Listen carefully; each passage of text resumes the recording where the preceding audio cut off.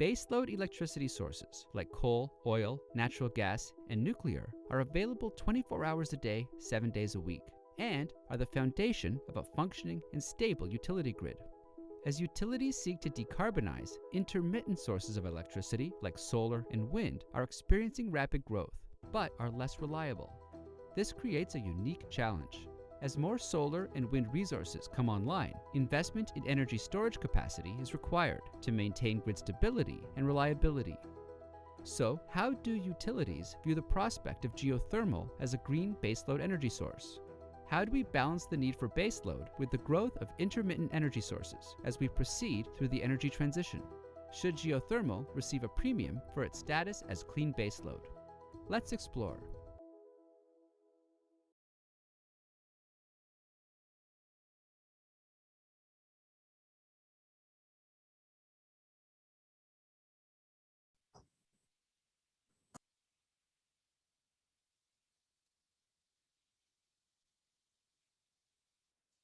Hello, everybody, and welcome to this discussion. Having a great first day of Pivot, and want to first thank the organizers for putting on such a great conference where I've already learned a lot, and I'm sure there's going to be a lot more learning to go for the rest of the week.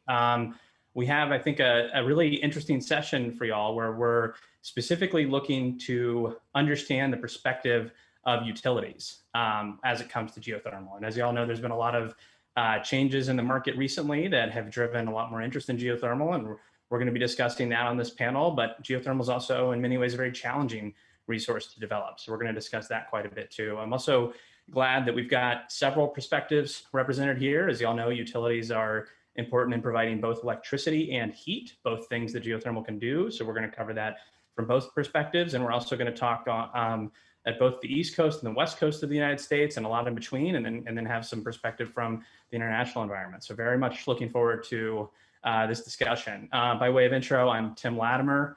I've known Jamie in the Texas Geo organization for years, and am excited to be participating in another well-run event that they are putting on. I'm the co-founder and CEO of Fervo Energy. Fervo Energy is a company that has developed new technology around horizontal drilling, distributed fiber optic sensing, and other subsurface innovations to try to increase the predictability and lower the cost of geothermal development. We've got several active projects right now throughout the Western United States. And I'm personally looking forward to this panel because rather than the utilities peppering the developers and technology companies with questions, I get to pepper the utilities with questions for a little bit. So very much looking forward to this. And I'll just go ahead and let the panelists introduce themselves quickly, maybe starting with Jason.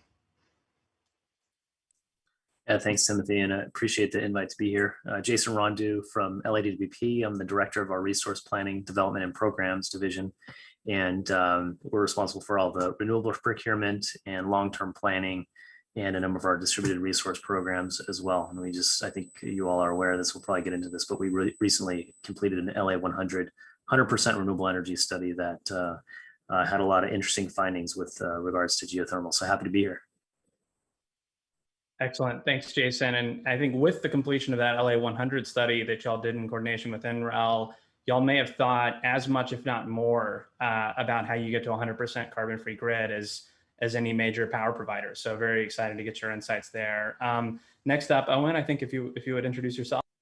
Thanks, Tim. So I'm Owen Brady-Tracek from National Grid, and I'm the manager of our Future of Heat non-pipeline alternatives team, which is located within our customer group. So we're constantly thinking about how we can serve our gas customers, help them meet their energy needs, and at the same time, incorporate new technologies and support our transition to a decarbonized energy system. Great, thanks, Owen. And I'm really glad that this panel and the Jamie and the Pivot team has structured it well, where we're not just talking about electricity, we're also talking about heat, and that's just as important. So really excited to have your perspective. And finally, Michael, if you want to quickly introduce. Yeah, thank you so much. My name is Michael Weber. Pleased to be on this panel. I have two roles. I'm a professor of mechanical engineering at the University of Texas at Austin, where I do a lot of education and research on energy systems for a low carbon future. And I'm also Chief Science and Technology Officer at ENGIE, headquartered in Paris, France. And ENGIE is a huge company that deals with gas and electricity and infrastructure services. And we're thinking about decarbonization, and we're in the space of geothermal now, so we can talk about that. I'll be at ENGIE just a few more weeks officially, then return to the university full time. So I have a little bit of a multinational utility view, but also some academic view. So thanks so much for inviting me, and glad to be part of the conversation. Introduce yourself.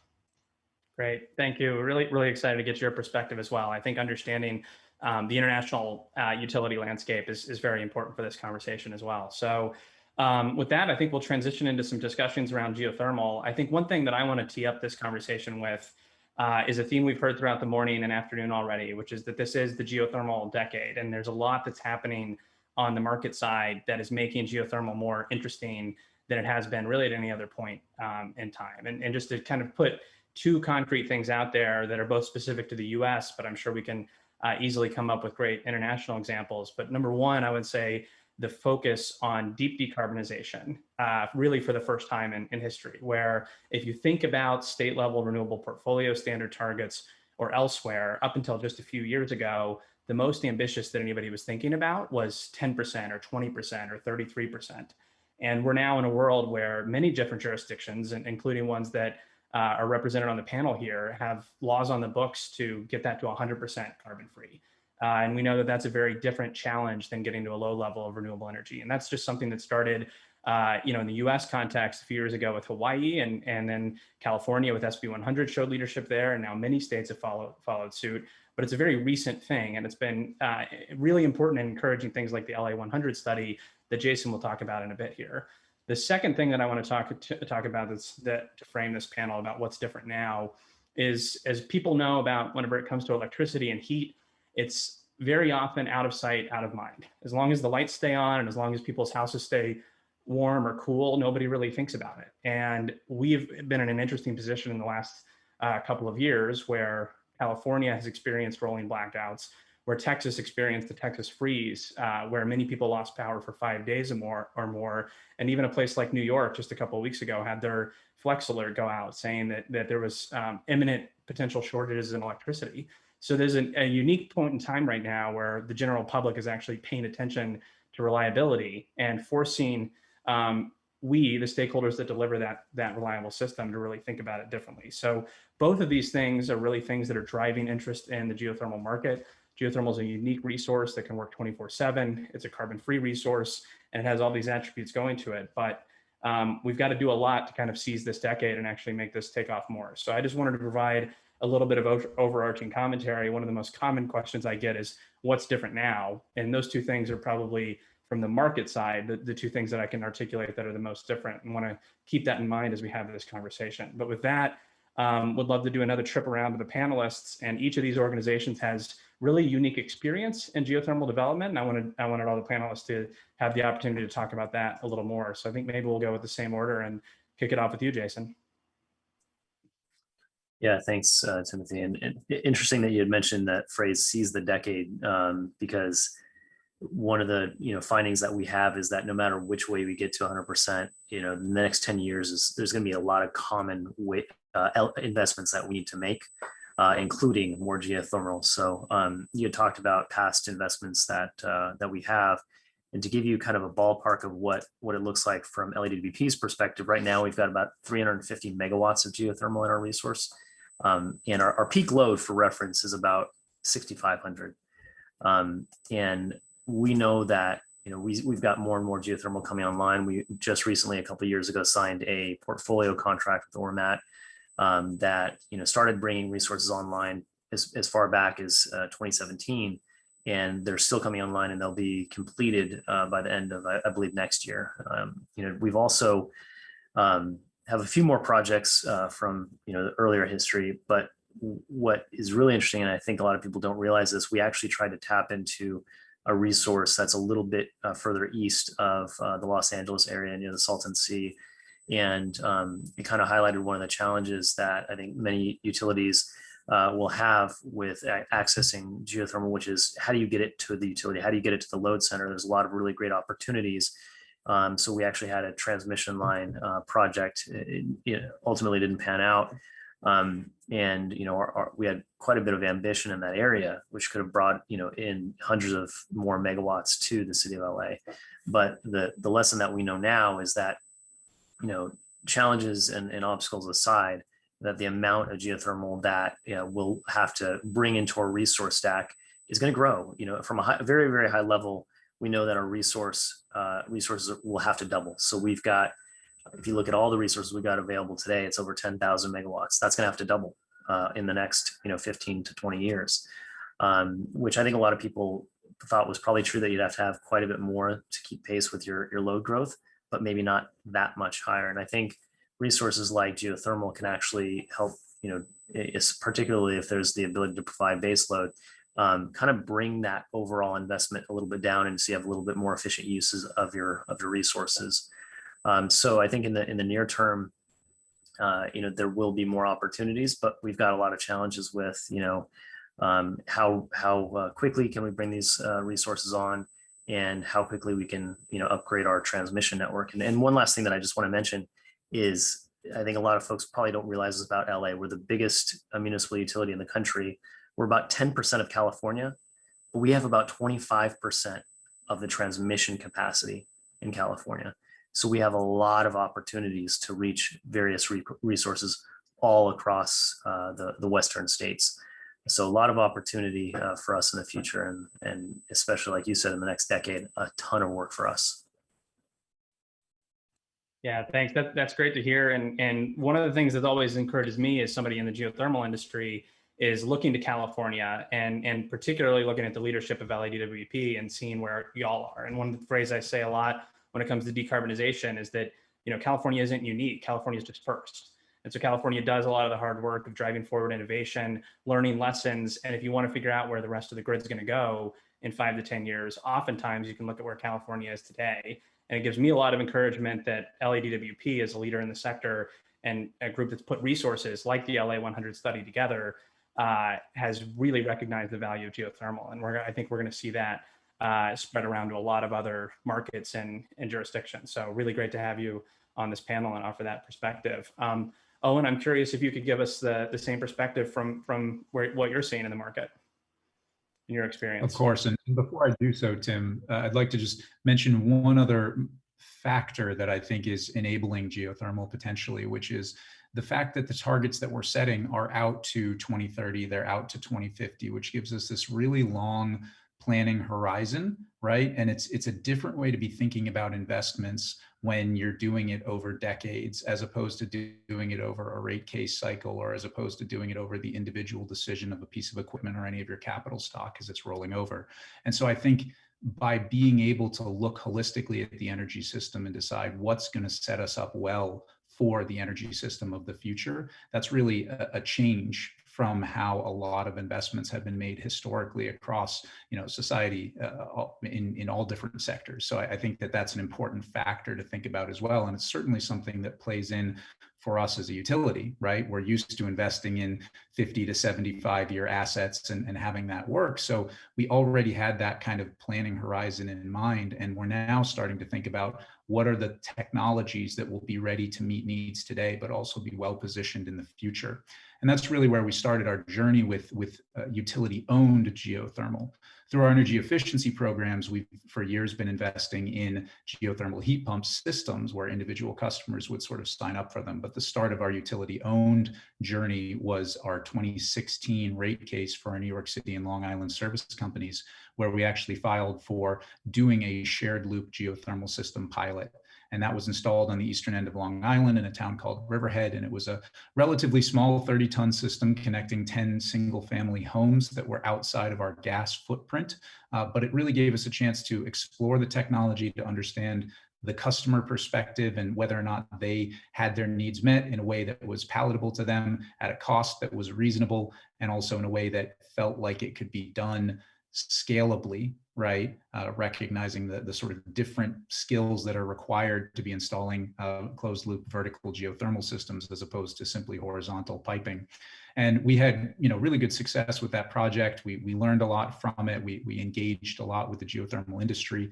And so subsequent to that, we have filed for large geothermal demonstration projects in each of our rate cases. So that's 3 rate cases in a row that we filed for large programs, each one focused on a slightly different aspect of testing both the geothermal technology, its applicability across our customer population, and the business model. So we're really still trying to figure out what feels like that right fit for us to come in and add some value to the geothermal market such that it helps increase the adoption rate of the technology. We're not coming in and trying to say we have to do everything. We're just coming in and saying, we think this is an important technology for the future. How can we help? Fantastic. Thank you for that perspective and a very interesting model to think through. Michael, I want to kick it to you next. And as you mentioned in your intro, you're someone who wears many hats here. So I think I'm very curious about both your direct experience at ENGIE and what y'all have seen in the geothermal market. And then, much like Jamie, being somebody at the University of Texas, right at the core of, a place that has been driving innovation and drilling and geosciences for over a century now. I'd love to kind of hear what you're seeing from the academic standpoint as well. Sure. Great. Thanks so much. I appreciate the opportunity to share some comments. So at ENGIE, I'm on the research innovation side. So Chief Science and Technology Officer there, not doing big business deployment, but trying to think about the future. In the short story is we think geothermal has a bigger opportunity to go in the future for a couple of reasons. One is just for background on ENGIE as a company. We have about 170,000 people in 70 countries, over 100 gigawatts of generating capacity, and we have gas networks in places like France and Brazil. So we sell gas and we sell electricity, and we have a pledge to decarbonize for Scope 1, Scope 2, and Scope 3 emissions by 2045, which is pretty aggressive. And for a company that sells gas and has like 50 gigawatts of gas power plants and a pledge to decarbonize for our customers and ourselves by 2045, we have to consider a lot of options. And the hardest part is figure out what are we gonna do about the fuels? What are we gonna do about heat? And some of the gases maybe can be replaced by biogas, maybe by hydrogen, maybe gas or capture, maybe hydrogen carriers like ammonia or methanol, formic acid or something like that. But our customers also want heat. So we're getting more sophisticated with our demands of ourselves as a company for the future, but our customers in particular are getting more sophisticated with their demands. They want renewables, they want low carbon, they want 24/7 baseload operation for data centers or whatever they're operating. And they all know and like wind and solar because they're familiar with it, but we all recognize there's some limits in how far that takes you on 24/7 operation. So you need some sort of balancing force. That could be storage, that could be the gas turbines with the low carbon gases, and it could be geothermal, either for direct application of heat or for power generation. So our customers are asking more tricky questions, and I'm sure that's true for National Grid and LADWP as well. Is like the customers know more than they used to. They are getting more particular with what they want, and we have to come up with some solutions. So for us as a company, where we pledge zero carbon by 2045, the easy solutions are build more wind, solar, and acquire hydro. We like hydro. It's hard to build hydro, so it's mostly an acquisition target. But geothermal, something we can build. In the near term, we don't see it in the next 2 to 4 years as a big part. But as you said, Tim, it's the geothermal decade. But in the 5 years from now, geothermal grows. Some things that we think will be required for geothermal to really take off is sort of just more mature supply chains. As we do more of it in the world and deploy more, the cost for all the relevant parts and tools and bits and pieces will come down. And I think that price drop will be important. We also think policy is relevant and will matter. The more we care about the pollutants, the standard pollutants, as well as the greenhouse gases, then geothermal looks more competitive. And the more we care about reliability and balancing capability in the grid, where traditional balancing sources might be less able to grow, like hydro, or less attractive, like natural gas, then we're going to need something else. So geothermal looks more attractive as we go out into the future from the ENGIE perspective, especially for our customers' demands for low carbon. From the university perspective, we're also doing some research on low carbon pathways of the future of Texas and elsewhere. And we see some synergies with the oil and gas sector in terms of capability of doing project development, drilling. Oil and gas historically looks for oil and gas, or looks for oil and finds gas by accident. But I say it looks for oil and finds gas in hot water. And hot water is one of those valuable byproducts. And what if we use that byproduct for beneficial purposes? Or what if we looked for hot water on purpose, but using some of the same subsurface expertise and some of the same drilling and project management?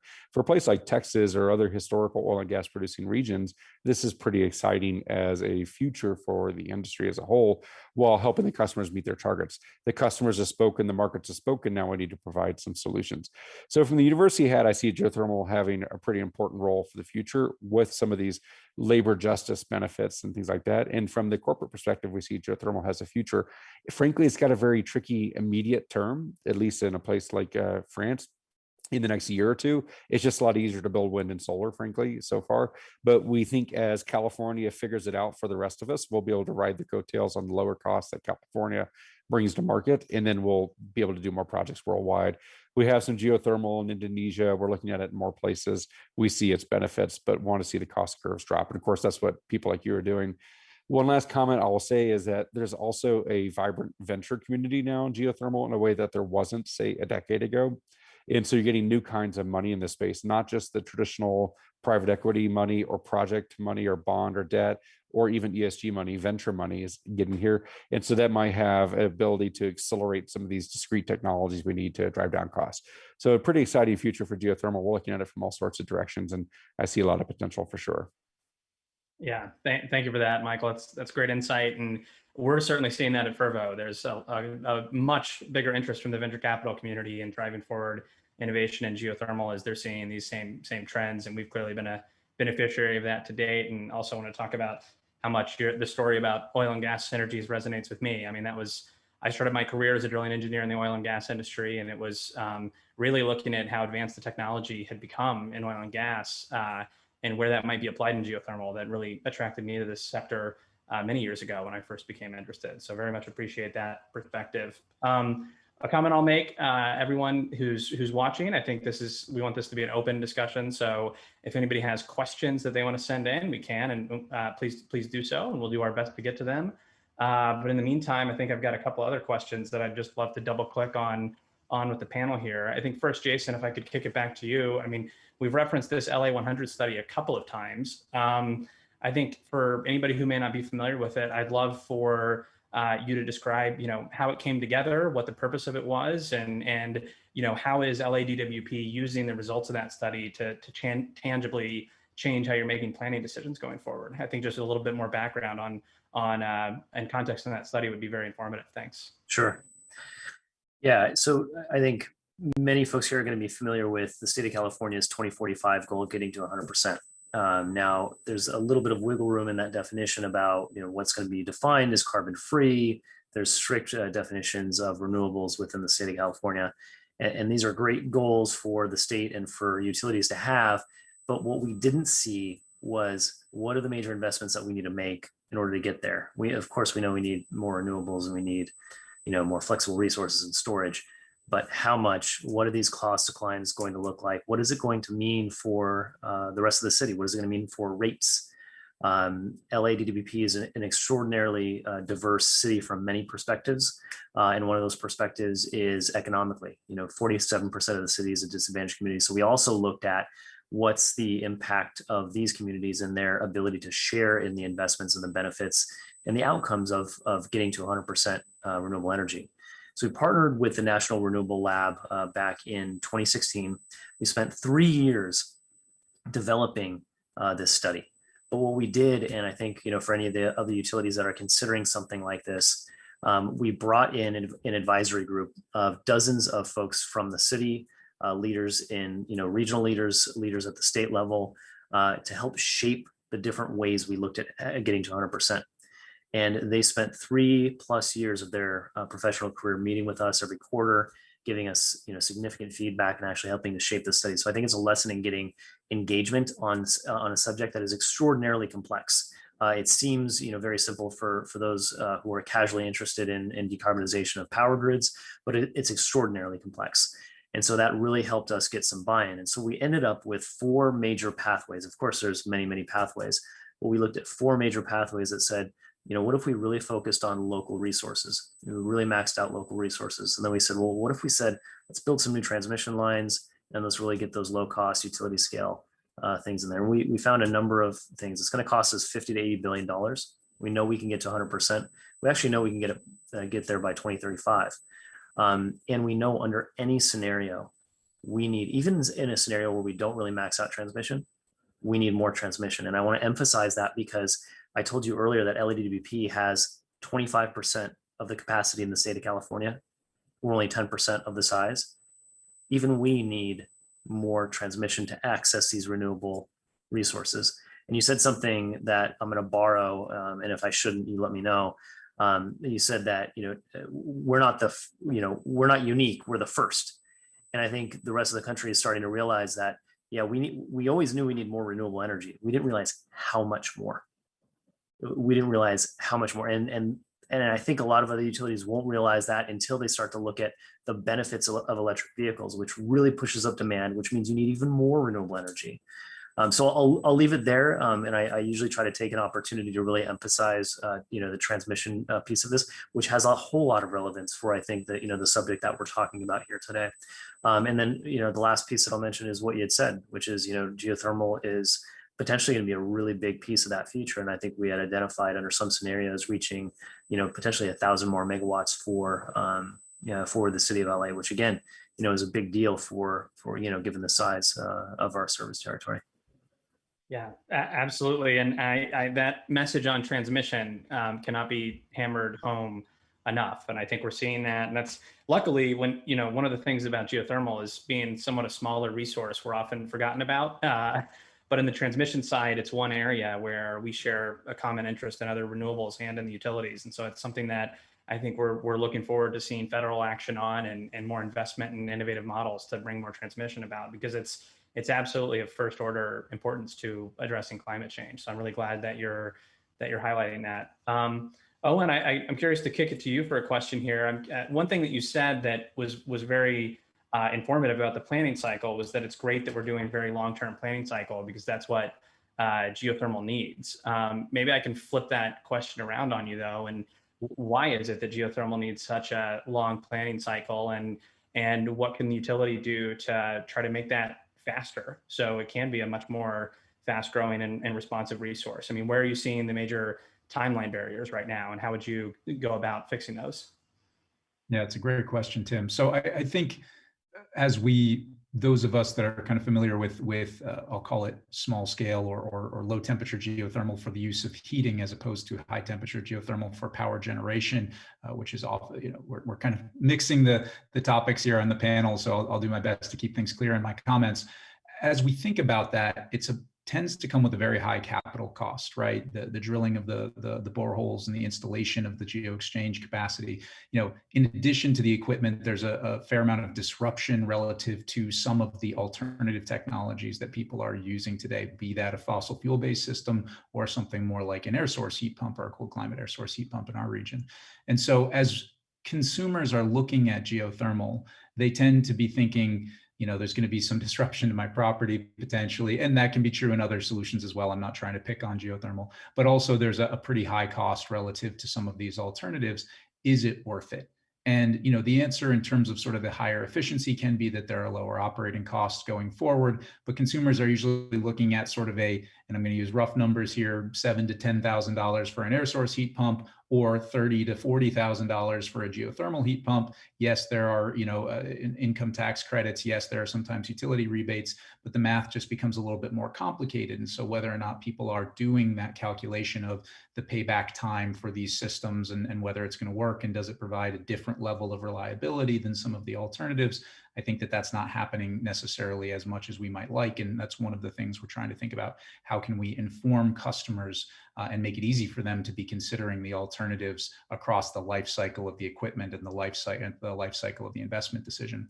So as we think about what we do as a utility, investing in these large scale capital projects where we're saying, we're only going to charge you the 1 year depreciation in any of the kind of rate making cycles, right? That's the way we've done this historically. So we've spread the cost of these large systems over many years and over many customers, which has made it mostly palatable in terms of the rates that are charged to consumers. And so it's something that we could be doing for a different asset class, including, we feel, geothermal ground loops. So if we did it in that way, and instead of offering it as you pay $30,000 up front, or you have to go and secure some third-party financing to go with this, it could be provided by the utility, potentially as part of a shared loop or a district thermal system, which would allow us to take advantage of some of the balancing aspects of that shared loop, capturing the differential and diverse heating and cooling load profiles of different customers.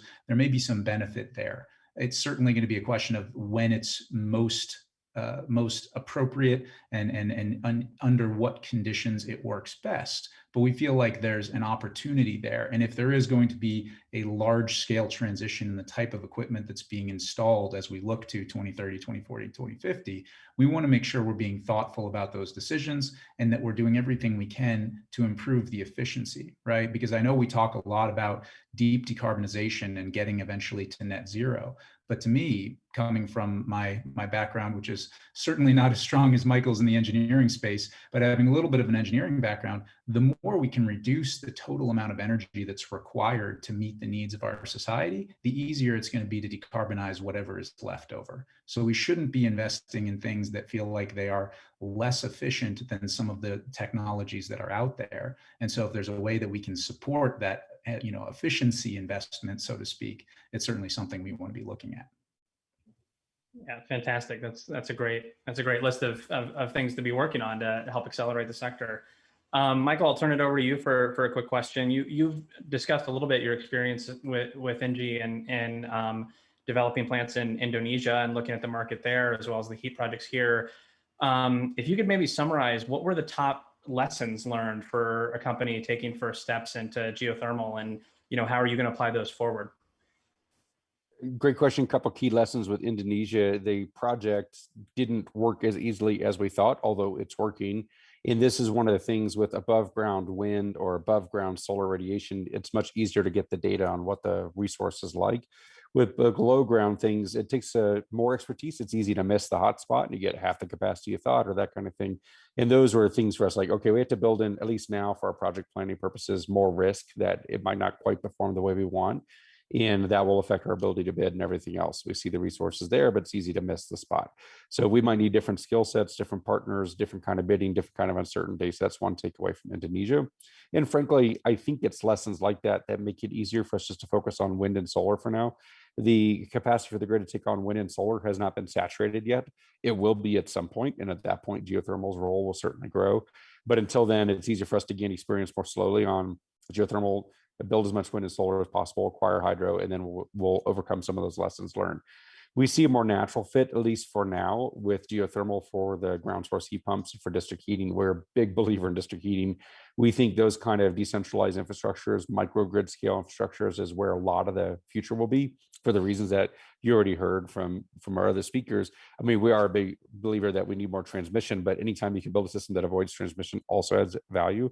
And so one of the things we find appealing about geothermal, we've learned from our heating districts, is it has a modular scale. You can do geothermal at small sizes for heat at a district level or household level, and at large scales for multi-100 megawatt power plants and that kind of thing. And that modularity and scale has good engineering performance benefits. It also has convenient finance benefits because maybe you only have a certain amount of capital or can only get access to a certain amount of capital. And not all energy solutions have that modularity of scale. Natural gas does. You can go from small microturbines to very large power plants. Solar can scale very easily. Nuclear does not scale. It's mostly large, although people are trying to build smaller scale nuclear. Coal does not scale down. Wind does not scale down. And so the scale flexibility of geothermal is pretty attractive. And we see that already deploying as fast as we can for district heating. And then that's one of our lessons learned, like, okay, this is pretty straightforward for district heating. Maybe you need a little direct electric or gas backup, but ground source can provide most of your needs. And then for power plants, we got to be more thoughtful about the risks of the project. In a place like California or Iceland, where there's a lot of experience, I think that is de-risked already a little bit. Then if you're going into new locations and that kind of thing. So those are some of our lessons learned. It's enough to make us think twice, but not enough to stop us. And we think, that's why I mentioned, I want to thank California for sort of de-risking for the world. That's often the role for California, is to be the first adopter and the leader. And the lessons learned there will be applied elsewhere. So I think it's great. And California has very particular problems it needs to solve, where California can't just burn stuff the way other people do because of the way the nature is with the Central Valley. It traps the air pollution. And California is very exposed to the risk of climate change because it might really torch the forests or cause other problems. So the financial risk of climate change and the financial risk of air quality problems in California puts it in position to lean on this, and we will all benefit. So I think ENGIE as a company in the world will get to learn a lot from what they developed for us. Awesome. Excellent. Thank you for that. And I think that people should tune in to a lot of the other panels this week to discuss the different exciting things going on the technology side of things to help address some of those challenges that you brought up, Michael. And it's one thing that I always think about is we spend a lot of time talking about learning curves in the abstract, and they've certainly done wonders for the wind and solar industry. But what implied in the learning curve is doing the first set of projects is sometimes painful, and that's why you can learn from them. So it's clear that y'all have had that experience, but it's good to know that y'all are incorporating those lessons into driving down the cost for future projects rather than moving on, because that's the only way to make learning curves work. So I appreciate that. I want to thank everybody who's sent questions in so far. We've gotten a number of good questions from the audience, and we'll continue to review those. I think I'm going to combine several of them into a theme, which maybe Jason, I'll put you on the spot first, but would love to get the other panelists to weigh in too. And that really comes down to how utilities value geothermal. I think, the title of this panel was called Green Baseload. And we in the geothermal community spend a lot of time talking about value, whether it's flexibility or environmental attributes or however, but the common discourse is all dominated by LCOE, low least cost, levelized cost of electricity. And that's clearly what has allowed wind and solar to take off. So I think to some kind of cobbling a couple questions together on this value question is how is it that utilities assign value to different resources, and what justifies moving just beyond cost when it comes to making procurement decisions on behalf of utilities? And would just love some insight into how that process works at your organization. Yeah, so I'll talk about it from two perspectives. One is the models that have led us to believe that we'll need a significant amount of resources and how those are actually selected from the models. And I'll try to give a simplified summary of how they arrive at that, in part because I'm not an expert in those models. So the best you're going to get from me is a lay description of how that works. But essentially, particularly with the LA 100 study, our requirements are put into the model, all the prices, the price estimates, the time of delivery, the projected cost declines, and the reality that we have an existing and potentially growing transmission system. And the resources are actually produced as part of the capacity expansion model, and you actually see resources that vary significantly in cost because it's trying to achieve different goals. And some of the goals have to do with cost. Some of the goals have to do with reliability and resiliency.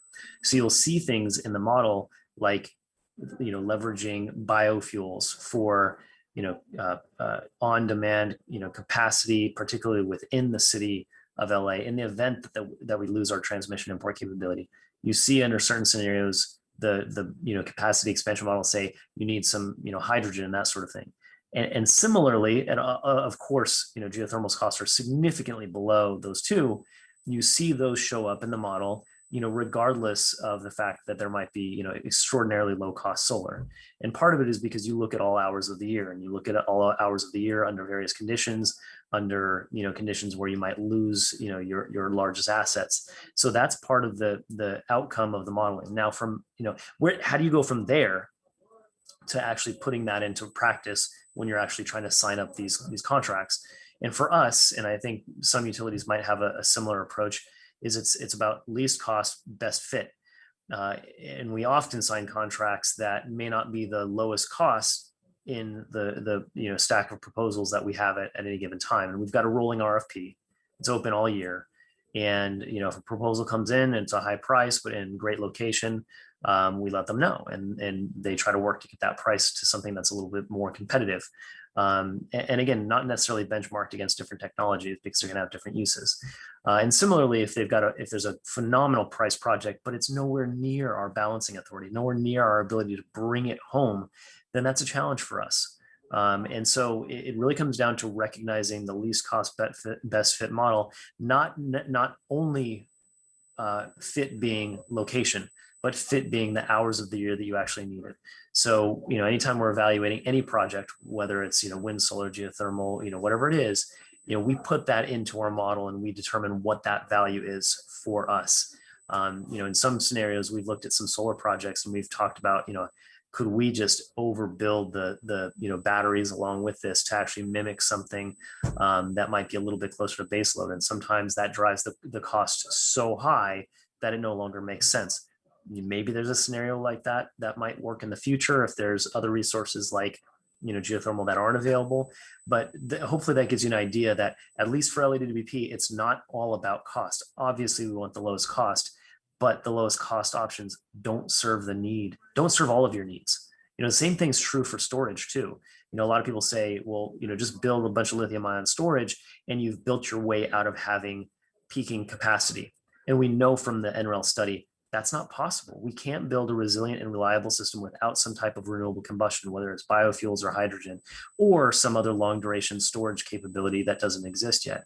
So I'll pause there, and hopefully I've given you the sufficient background that it's not all about price. That's a big piece, but it's not all about price. No, that's fantastic context and actual insight into how a utility thinks about it. I think the power industry has done ourselves a disservice by only talking about the price side of the equation.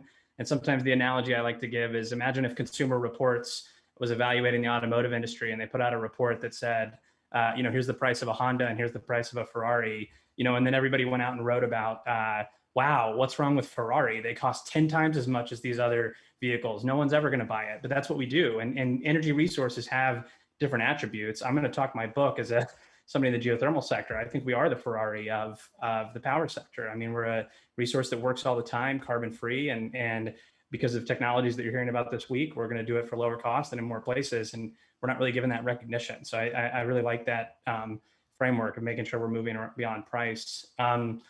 Owen or Michael, I think Owen, it's a little bit different on the heat side, but would love maybe to put the same question to either of y'all as, how do you think about value for different resources, and how would you justify supporting investment in more geothermal? So I think it is a little bit different on the heat side, but maybe not as different as it might seem at kind of first glance.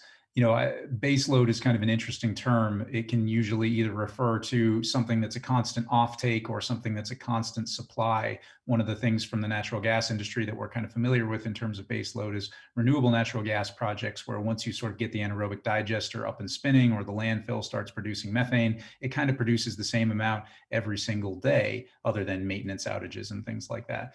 And that can actually be a challenge, because if the demand for the gas is not high enough and you're not able to interconnect into a part of the system where it has high flow, then you can run into situations where you just have too much gas, right? So that base load can be challenging. Similarly, if you have a base load draw of gas, that can be difficult to manage in a supply stack. So base load is kind of a good thing, but can have some operational challenges. The exciting thing about geothermal as kind of a green base load is it's always available, even if you don't necessarily need to use it. Right. And that's how I think of it as a baseload resource, is effectively, if you put in a geothermal system for heating, and again, talking about kind of that low temperature district geothermal system, it could effectively not use the geo exchange, but for on those days when it's really cold, where the air source system theoretically might start to see some efficiency drop off. And I'm not trying to besmirch air source systems. I'm just saying that in really cold regions, we want to make sure that there is reliable heating capacity on the peak days. And the reason for that from the natural gas industry perspective is because, of course, as Michael even alluded to, right, if there's a little bit of gas for backup, that means we have to maintain this massive network of gas piping. And that's what we do today. And that makes a lot of sense when there is a lot of flow through that system, because that's the way that the industry has kind of been built up. If in the future the amount of flow is different, or the policies are changing what that system is going to look like, what we don't want to end up with is a system where people say, I'm going to kind of undersize one system because I'm expecting something to be there, and then potentially that is not there, or the cost of that is different, right? So it's a little bit of a challenge there. So having that kind of green base load of the geothermal capacity to ensure that you have efficiency and enough heating on those peak days, so that customers have their needs met, so that their homes are warm enough and that they're safe, which of course is critical for us, is really something that we see as being exciting about the technology. So that's kind of the perspective that we bring to it, and why we think of it as being a valuable addition to the conversation around heating solutions for the future. Fantastic. That's also a very useful perspective to hear about the heat side. And And Michael, I don't know, you're the one that could cover either or both if you want to chime in. Yeah, I'll tell you. So just build on Jason's and Owen's comments a little bit. I agree with everything they're saying. Heat really has an important reliability metric, as you heard, that certainly large heat consumers are worried about price, but they're more worried about reliability, because a couple of days of downtime can be really devastating for the production of the product they're selling, but also to the equipment itself, because it's hard to ramp up and down some of these facilities. I'm thinking like smelters, but also glass furnaces and different types of industries that really want heat to be available reliably. And they also sometimes don't mind paying more, because if it's cleaner, they can use that to get like a green premium for their product from certain types of customers and partners. And certainly there's new forms of capital through ESG investing requirements that might be available for it. So the price might not be the first question, it might be second or third. It's beyond some of these other attributes, which I think are very important. I want to build a little bit on what Jason was talking about, also just sort of the rise of different options. And if you look at wind and solar on average, I'm a big fan of wind and solar. And if you look at them on average, they're the winner for everything. But as Jason said, you don't do grid planning that way. You don't do grid planning on average. You do grid planning for every hour of the year, for average weather, typical weather, but also extreme weather. And it is possible in places like Europe to have weeks on end with clouds and no wind. And it's possible to have that in California, Texas as well. And that's why you always need some sort of balancing authority. Now, in Europe, it's Norway with hydro, or in some other places in the Alps. And in the Western grid of the United States, like 23% of the generation over a year is hydro. In the Eastern grid in America, it's 4%. In Texas, it's like 0.3%. So when we had a crisis in February that we went through, Tim and I, we didn't have the normal balancing of hydro that most grids in the world rely on.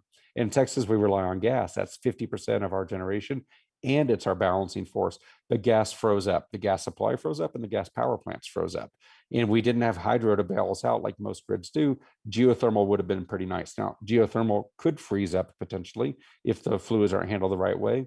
But we know with Iceland, it can be done in cold weather. And the fuel won't freeze up, the earth won't freeze up. Well, if it does, we have bigger problems, I'll say it that way. Gas froze up, coal piles froze up. We don't use nuclear for balancing because nuclear is usually already at full capacity. So if you look at what grids need for reliability, you need something. And if hydro is not available, you might use geothermal. And if hydro is available, you might use geothermal anyway. So I think we got to add these resilience and other attributes into our factors. And Tim, your point is really important. Consumer reports would never look just at price. They always look at a whole matrix of performance capabilities. And we don't shop for cars on price. We don't shop for food on price, housing on price. Price is certainly a factor, but a lot of us will pay too much for a meal because we like the ambiance, or they've got better drinks, or we like the outdoor seating. We'll often pay more for housing to get into a different neighborhood. Anybody who drives a car more than $15,000 is paying for something like performance or cargo capability or prestige or brand or something, because you can get a 5-seater that's pretty safe car for $15,000. And so I often do that. People ask me like, well, when are we going to, when is XYZ type of energy going to be at price parity? And I'll do a survey in the room. How many of you drive a BMW or an Acura? And a lot of hands go. I was like, okay, you're not shopping on price parity. Like you're paying more because you're getting something you perceive out of it. And we'll do the same thing with energy as we give more options to the consumer. And the consumers are more savvy, as I mentioned at the top of the hour. They're starting to ask these kind of questions. They want more than just cost. They want reliability, cleanliness, compatibility with the environment, or whatever it is. So I basically agree with Jason, Noah, and all of you. I just wanted to add those additional comments. That's great, Michael. And I should do a better job citing you. I'm pretty sure I had the idea for this Consumer Reports price analogy because I was in the audience one time when you asked people what kind of car they drove. So I mean, we obsess about levelized cost of energy. What levelized cost is only useful for certain types of forms of energy and power, and that's not the way we make decisions for most things in life, frankly. And I think one thing just to add on that too is that the divergence between LCOE and value is really minimal whenever you're talking about very low penetrations of resources. And it's something that grows over time. So I think of as we look past the last decade, it hasn't really been an issue yet. And in some cases, we've gotten complacent because we say, well, it hasn't been a problem yet. It won't be a problem in the future. But it's as you get to deeper levels of decarbonization where that diverges. So I think that's important. Kind of a quick hit follow-up to this. Another question we got from the audience. If you can, is they said a lot of panels are about reducing costs this week. What is the cost target geothermal needs to achieve for to get wholesale buy-in from utilities? And I know it's going to be different in every market and every situation, but I do wonder if anybody's willing to step up and comment about, what kind of cost reductions they would like to see geothermal really flourish. Well, maybe I'll go first. And I just said cost doesn't matter. Now I'm going to say actually cost does matter for certain types of governments and certain types of customers and for certain types of sources. And it looks to me like geothermal's competitor is often nuclear in terms of low carbon, high capacity factor sources, especially new build. And if you compare new build geothermal with new build nuclear, geothermal looks very good today. However, in the markets, it feels like geothermal is often competing with 40-year-old nuclear, in which case the price points are a lot lower. So we'll see. It might depend on whether it's a green build or brownfield and that kind of thing. But I would say from the energy perspective, we sure like to see geothermal prices drop. That might not be necessary today. Well, it will be necessary today. It might not be necessary in the future when we start to saturate some locations what wind and solar can provide. We'll need to get to something else. And I think there's a lot of agreement in the analytical world that wind and solar can do at least 60%, but there's a lot of disagreement about whether 60% is the maximum, or is it 70% or 90% or whatever. And at some point, it gets really hard to do just wind and solar. And so you need something else. And how does geothermal compete with some of those other options? So that's my long way of saying, I don't know.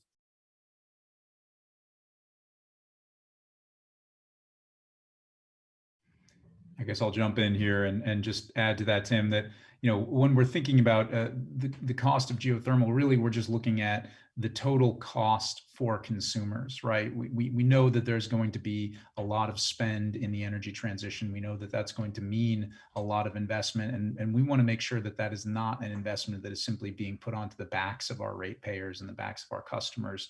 We need to try to think about what the total cost is and what's sort of reasonable, because the way the utility industry is sort of structured is that it is a recovery of prudent cost. And so therefore, the cost of the technology has to pass that prudency test for us. So we don't have a particular number in mind. It's just that's the kind of framework that we're using, given that we're still kind of early days in the technology, to think about how we would look at this is what are the alternatives, what are customers paying today, what's their total energy wallet, and how would the cost of service provided by a geothermal or a district system compare to that, both in the near term and in the future. Yeah, I'll just add that, and I mentioned earlier that there's a lot of factors that go into selecting, contracts that we want to begin negotiating on. I think a lot of the prices for geothermal projects tend to be in ranges that are high enough to where we start to look at, solar with a lot of overbuilt storage. Will that prove out to actually provide a comparable product? Maybe not. Maybe in some cases it will. But when we see geothermal prices that are in the 60, mid 60s for dollars per megawatt hour, that's where it starts to be in the ballpark of being able to look at solar and storage. Now, when you get it a little bit lower than that, when you get it into the mid 50s, high 50s, that's where it starts to look like a resource that when you get to that ballpark, it's really hard to beat it with any other resource. So obviously recognizing that that's very, very difficult. Not, sometimes it takes really, great, circumstances to be able to reach that. But to just be totally blunt, once you're in that ballpark, it's really hard to replicate that with a competing product. Yeah, that's encouraging for me to hear as a developer. I mean, we see PPA pricing and know that current geothermal contracts in the US are usually at the higher end of that range. But I think one thing that's always appealed to me as geothermal, in contrast to other resources, is what you just said, Jason. I mean, we're talking about a 10 or 20% cost reduction, and it's an unbeatable resource. And it's very different than some of the other initiatives that are going on in the power sector, where the numbers are a lot more than a 10 or 20% reduction in cost. So I find that quite doable. Another question we're getting in some ways, there's a few questions in this in coming in from the audience around the importance of different attributes of geothermal. I think we titled this panel Green Baseload, but I think one of the things the conversation around power has moved beyond baseload to talking about specific attributes, like if it's firm power or if it's dispatchable power, and thinking about ramping needs. And there's some questions in here about how y'all view those. I mean, how important is it for geothermal to be a flexible resource versus a baseload resource? And how do y'all think about making decisions around that? We've done a lot of research at the University of Texas on grid reliability, and after Winter Storm Uri, the different conservation alerts in Texas in the last few months, I know California's had different issues with wildfires. We all have our problems. But one of the reliability issues that gets not enough attention is rotational inertia, which is the benefit of rotating machinery to do frequency management of an AC synchronous grid. And the highest performing from an inertia perspective is gas turbines, followed by combined cycle, followed by steam turbines. And you get that like hydroelectric and geothermal turbines. But asynchronous systems like wind and solar or batteries don't provide inertia. There'll be some digital versions that will give some synthetic inertia, but the fact that geothermal could be designed with rotating machines actually is really interesting from a frequency reliability perspective. And generally speaking, the grid operators know this, but they don't have markets associated with it. ERCOT has proposed on occasions in the past to create a rotational inertia market where we have a certain minimum rotational inertia we need in ERCOT, about 100 gigawatt seconds. And usually we don't get close, but if you have a low demand moment in, say, March or September, and a lot of gas is offline and maybe a nuke goes offline and a private use network goes offline, wind and solar might really mess up your rotational inertia. So creating a rotational inertia or rewarding people for that would be interesting. And geothermal would be a beneficiary of that kind of reliability metric. It's kind of undervalued in my opinion.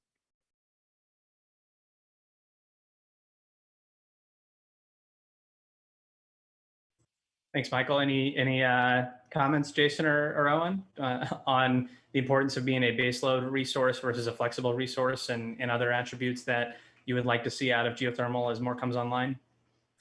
Yeah, I think that the concept that Michael just brought up is a really important one, especially for some utilities that might have some really serious needs for that. One example of that is, we've got some, DC lines that require a minimum level of, rotating mass to be able to be operated. So I would imagine that other utilities might be in a similar situation to that. And it's actually not something that was, top of mind when we began this discussion. So that's one that I would definitely, agree with. I will say that there are some scenarios where we actually see a little bit of drop off in some of the really high heat, summer scenarios. So there a way to, bring that up or somehow bring that cost down to a level commensurate with what what it's providing in some of its lower periods. Again, recognizing that is also very difficult to do, but maybe there's some way to and I'm just thinking out loud, sort of like provide that base load, and then sort of the excess power might be available to be operated as a merchant or sold to other utilities or sold as part of a different contract. I don't know, but that is one piece that is a little bit challenging for us when we see some proposals come in with some drop off in what that expected capacity will be, particularly through the summer. Now things are going to change 5-10 years down the road. I would just I would say that there certainly would be value in the flexibility, but I don't know that it will be the same year in and year out. The different mix of resources is going to change. So I would imagine that may change, in the future too. Yeah, I think that's a great point as you look at how the grid is evolving, and particularly in the Western U.S. where solar is coming on so much. If you were to look, just a few years ago, that peak summer capacity was the most important attribute a lot of times in looking at projects. And now that solar has become so widespread, it's starting to shift into very different time periods. And so I think it is interesting to think about, geothermal is a resource that works with lower efficiency during high temperature days and higher efficiency during the evening and the night in the winter.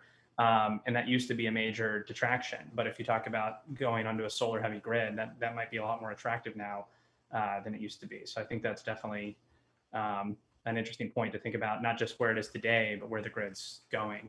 I think, Owen, I don't know if there's a similar concept around dispatchability, and you already talked about it being there always on when it comes to heat, but maybe to pose the question in a slightly different way that's more relevant for heat is, how important correct me if I'm wrong, but most of your market is a winter peaking grid and sees these very high instantaneous loads on cold days. How important is that, shaving that demand using geothermal in like that specific day, and how does that end up getting reflected into the value of the system? So I like to think of it in a slightly different way, which is that, again, going back to kind of the engineering framework I talked about earlier, there's a certain amount of energy that is required on those days. We see very sort of synchronous load profiles on those days because we have a lot of very temperature dependent usage on the system, Tim, as you mentioned, right? And of course, it's winter peaking, but there are also then hours within the day where we're seeing the strongest draw from customers. And of course, it's as we would expect, kind of morning and evening when all the facilities are heating up, and then when everyone's kind of coming home from the office, or at least when we used to be coming home from the office and now are just simply cooking dinner at home for many of us. And so having the capacity available on that day is critical. And so the way I've sort of thought about geothermal for heating is that if in the future, and I have yet to find a study that kind of refutes the idea that electrification is going to play a large part of a lot of end uses in the future, and I haven't found one that says it's not going to be there. So as we think about electrification, the question becomes, does it have the capacity on the peak days, on those days when everybody is drawing on the system to provide the heat load that is needed? And then if so, does it do it in a way that creates problems when you get to scale for the electric grid? Right? Because that's the other thing we have to be thinking about. This is no longer the problem of, the gas industry or the electric industry. We're trying to get through this together and figure out the best solution together. And so if we put in a lot of systems that rely on resistant strip heating or some other kind of form of backup heating, we have to be factoring that into the equation, right? That's going back to the Honda versus the Ferrari. If the Ferrari has the capability on the day that you really need the reliability to deliver it, and to do so in a way that, again, looking at the long-term economics and operability for the customers, that it makes the most sense from their perspective, from kind of the system investment perspective, then that's something that certainly we want to consider. So I'm really thinking about the addition of the geo exchange to a heating system being that form of supplemental heat. And in an air source system, perhaps it would be a strip heater, or it would be a gas backup system, or some other backup system, right? But here we're adding in this kind of passive geo exchange that is there if you need it, but you don't have to leverage it, right? It's not required during a lot of the hours of the year, but by using it in an intelligent way, by having controls and equipment that take advantage of the resource, you're able to get a very good outcome for customers. And so I think that's what's exciting about it from, again, kind of that heat peak day management perspective. Yeah, thanks. That's great insight. And actually, you've got time for one final question that we've got from the audience, and then we'll wrap up with a closing statement at the end. But something that's been hit on quite a bit, and Michael, you brought up Winter Storm Uri a couple times, and I think it actually dovetails well with what Owen was talking about, which is meeting that with a highly electrified system is difficult when you're talking about instantaneous peak winter demand. And I wonder, just generically on that topic, in the last year, we've seen major events in really every territory that each of you is active in or lives in terms of resilience and reliability. And how has the conversation changed? What's different now? Well, I'd like to say the conversation has improved. Actually, I think it's gone backwards. So we're gone into retrograde on this somehow. So Winter Storm Uri was bad, but we also had an event a few weeks ago that was not as bad, but was making us nervous. And what happens in a place like Texas now, where we're 50% gas and 20% wind and solar for our power generation, is that if both are unavailable at the same time, we have real problems because they're 75% of the system, 70% of the system. And in Winter Storm Uri, it was a particularly cold, but also windless event. And it was also a wet event. And so you had precipitation forming on ice blades, forming on wind blades, forming like ice javelins and this kind of thing, covering solar panels, but also causing the freeze offs of the gas system. For their conservation alerts a few weeks ago, it was a little less windy, but wind turbines weren't working the way we wanted, but gas in particular wasn't working the way we wanted. So this is a real problem. So you think we should be diversifying our grid and that kind of thing. But instead, the conversation's really been focused on whether you like wind versus gas. So it's become like wind is what liberals, environmentalists, and Democrats want. Natural gas is what Americans, Republicans, capitalists like, or what. It's just like this silly, stupid identity politics that makes no sense and doesn't solve the problem. And geothermal is interesting because it might be one of those that is sort of a safe harbor where we can like it because it requires drilling holes in the ground and it's renewable. So maybe it's the one that everyone will like. we haven't gotten there yet, but I would say the conversation really hasn't improved in Texas. It's gotten really specifically worse. And so that makes me kind of nervous, but I think grid planners are starting to take these other attributes in mind. Hopefully we'll move things forward.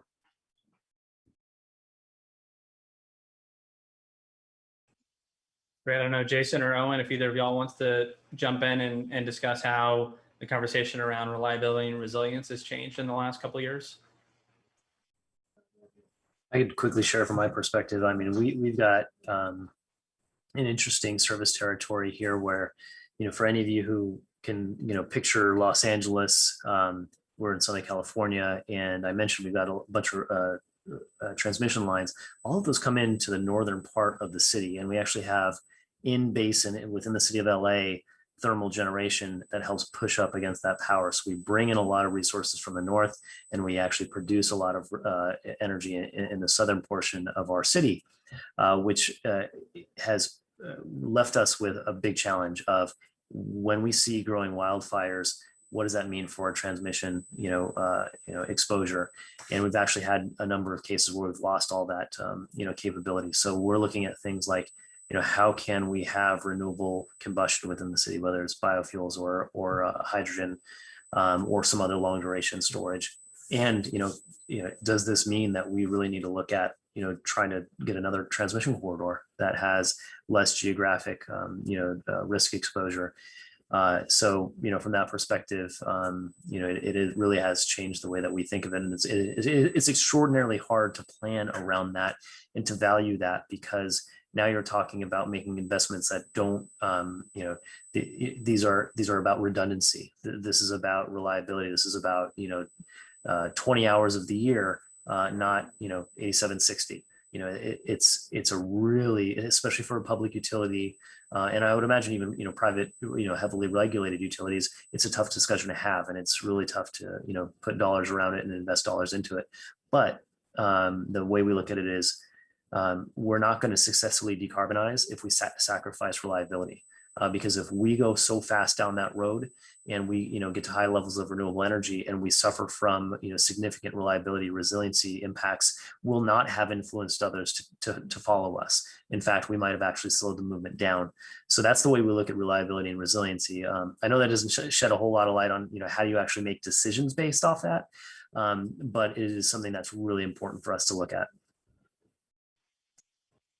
Yeah, that's very valuable. And I think that when you think about grid planning, the framework of cost, reliability, and environmental attributes being the three things that you plan for, I think it's very important to recognize, like you do, Jason, that you may think you can sacrifice on one of those things, but then you may actually end up hurting the others as a result. And I think that's exactly right. If we don't figure out how to do this in a way that's safe and transparent for consumers, then it's really going to hinder our ability to decarbonize the grid. So this has been a fantastic conversation. We have just a couple of minutes left. I'll just put it out there for anybody. If you have a closing thought you'd like to share with the group before we wrap here, in any order, feel free to hop in. I like geothermal as an important way to diversify the fuel mix so that we reduce our risk of system-wide failure while also decarbonizing and leveraging existing skill sets in other parts of the energy sector, namely oil and gas. So I think it's one of those things that really solves many problems at once. I'll just jump on sort of an extension of the last question to say, I'm very excited that we are at the point now where we're saying we're all agreed that deep decarbonization is critical and something that we're all committed to. Now it's a question of how do we do that, right? And how do we get there? And how do we ensure that it satisfies sort of that energy trilemma? And it's I think no longer going to be sufficient to simply say, ideological statements. Instead, we have to come armed with data. We have to come ready to get into sort of that learning curve and put forth pilots and be ready to kind of experiment and try some different things, look at non-traditional sources of energy and non-traditional business models, because we're all going to have to evolve in order to satisfy what that future looks like and make sure that we're meeting the needs of customers.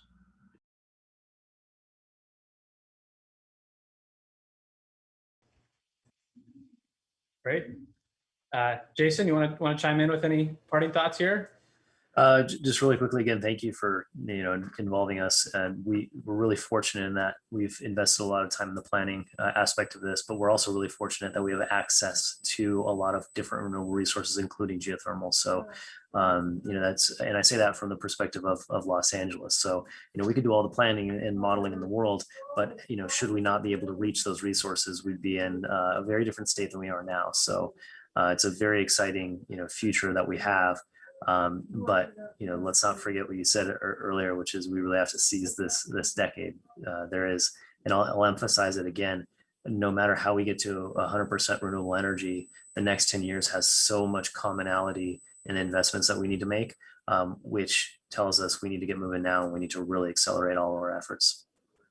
Yeah, absolutely. And I'll just end by saying the same thing. We have to seize this decade. I think it's exciting for me to get together with three deep thinkers representing utilities from across the world, really, and see that for each one of you, geothermal is inching up the priority list for different reasons and is really a key part of addressing climate change and meeting our grid reliability goals. And I don't think this is a conversation we could have had a few years ago. And now that we're having it, it's time to absolutely jump on the moment and seize it. I think there's a lot of great sessions the rest of this week at Pivot. I want to thank the Pivot planning team and organization for convening this panel.